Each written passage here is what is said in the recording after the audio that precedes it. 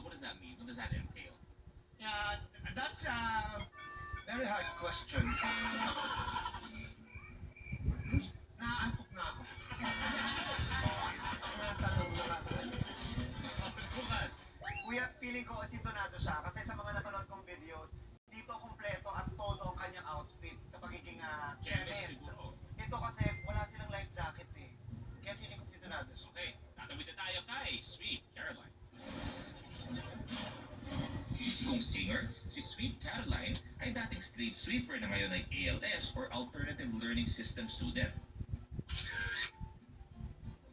Kung sintonado, siya'y mananahin ng basahan na nag-enjoy magbenta ng kanyang mga basahan sa live stream.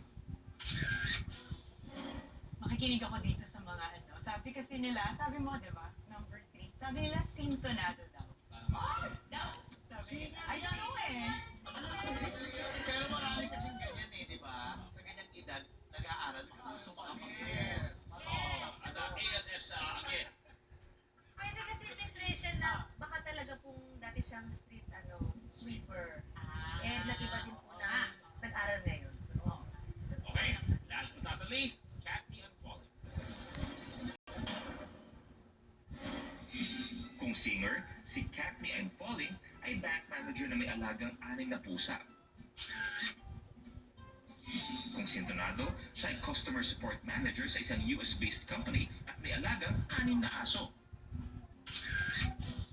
Singer. Singer, okay. Oo. Kasi kanina pa eh, parang feeling ko, nung kumakanta siya, maybe not the story per se, pero nung kinakanta niya kanina, parang Bata na pa ano rin. niya, oo. Tama. Okay. Umpisa pa lang eh, parang yung naramdaman ko na.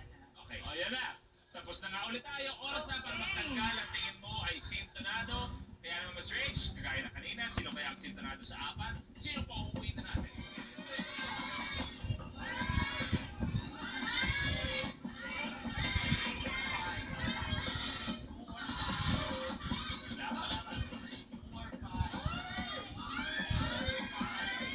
Sino kaya ang tatanggalin? Inspiration. Ang tatanggalin ko sintonado ay si number 1. Ay, only who? Goodbye. Placing forward.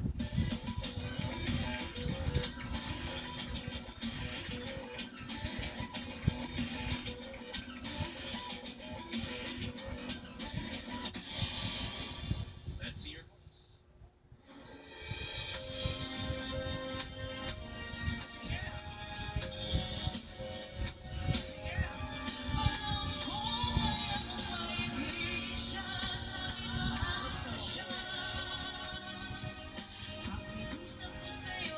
Mahal ka na lang ng iba. Ngunit mo na ang lahat sa akin. Maglaan ang ating mahal.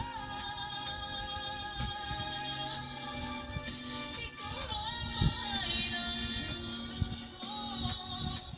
Hi po, ako po si Angelica Quintas, 41 years old from Quezon City. Apat po kami magkakapatid. Si mama po ay nagtitinda ng barbecue. Sa kasamahang palad po, namatay na po ang aking tatay 7 years ago. 18 years na kaming nag-live-in ng asawa ko at ngayon po 4 years na po kaming happily married po. At meron po kaming isang anak na 21 years old na lalaki. Nililigawan ako ng aking husband dati. Tutol po ang aking parents. Pero hindi po alam ni mama na ongoing pa rin yung aming pag-boyfriend. Nagkahiwalay kami ng 2 months. Tapos nung nagkabalikan po kami, hindi ko po alam na pregnant na po ako. Bata pa ako, hindi ko alam ang reaction ko kundi maging masaya kasi nagkaroon ako ng isang anak. Sa buhay, naniniwala ako pag gusto may paraan, pag ayaw may dahilan. Hi, Angelica. Good evening. Good evening po. Kamusta mo naman? Welcome sa I Can See Your Voice. Okay, mahirap ba na kumbaga nasa isang relasyon kayo nung bata-bata pa kayo tapos tutol ang magulang? Yes po, kasi hindi namin alam kung saan kami lulugar that time. Tapos kailan nila na-realize? Kumbaga yung naging lumambot na ang puso nila sa inyo Nung pagmamahalan. nagkaanak po kami, nung naisilang ko po yung first baby po namin. Kumbaga naging mga lolo't lolo na talaga sila. Opo. Anong gusto mo sabihin sa iyong pamilya? Hi ma, dyan ka lang.